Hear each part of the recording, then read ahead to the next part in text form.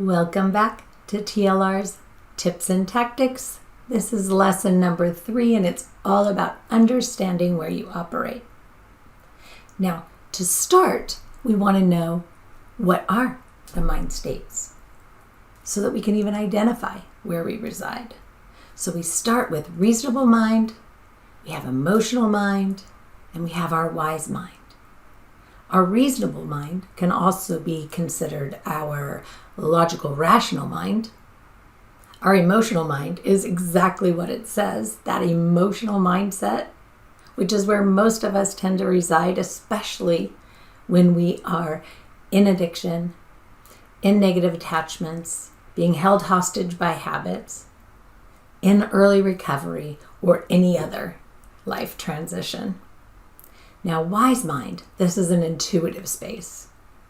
This is where the reasonable, logical, rational mind and the emotional mind come together to work harmoniously. And it's a place where we can find clarity. And that's why we often refer to it as our wise mind, because it is very thoughtful. And mindfulness learning brings us to a space of being able to live in the presence. Now, let's talk just a few minutes about extreme mind states. You may be somebody who feels like they are very logical in their thoughts and action. You may always feel like you have a rationale behind things, but often things just derail you and suddenly you're just irritated, agitated, annoyed, frustrated, just wanting to bolt and run or give up and give in, throw the towel in, right? And what happens there in those big swings is we're moving from a space of being able to be logical and rational to being completely derailed and into a state of emotional reactivity. And so I liken this to assertiveness. I liken this to passive and aggressive behavior. So what we're looking for here is that ability to, instead of being passive or aggressive, be assertive. Same thing with our mind states. Instead of always being logical and rational or overly emotional, we want to be able to bring that together and be intuitive and function intuitively in that space, that in our gut or wherever it speaks to you, because your body will tell you, you know that whatever you're thinking, feeling, doing, engaging in, etc., is right. It is right and true and serving you. This is how we find our clarity. So, take a look at and observe. It's very important that you look and observe how you're feeling.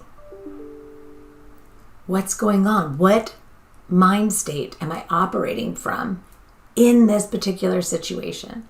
And if you start to observe yourself, log, take notes, reflect, review, do what I call the night hygiene, which is what went well today and why.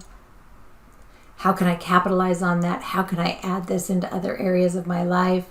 How can I continue this momentum, etc., etc.? Then what didn't go as well as I had hoped? Why?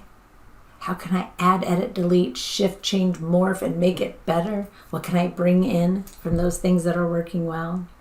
And then when you look at those things that didn't work at all, make sure you ask why. Then package it up and put it away.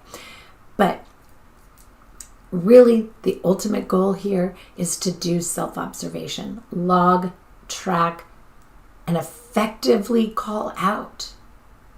When you're swinging in this extreme mind state, right?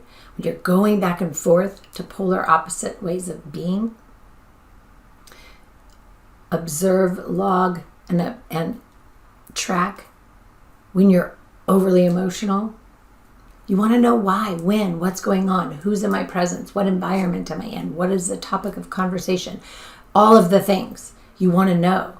This is how we can start looking for a way to cultivate a better way to hear and experience what's going on in our life so that we can shift it and change it into a fashion that will serve us. And we do this through intuitive thinking. Anyway, I could go on a long time about this one, but I'm going to wrap it up here. Let me know if you need help. You know how to find me.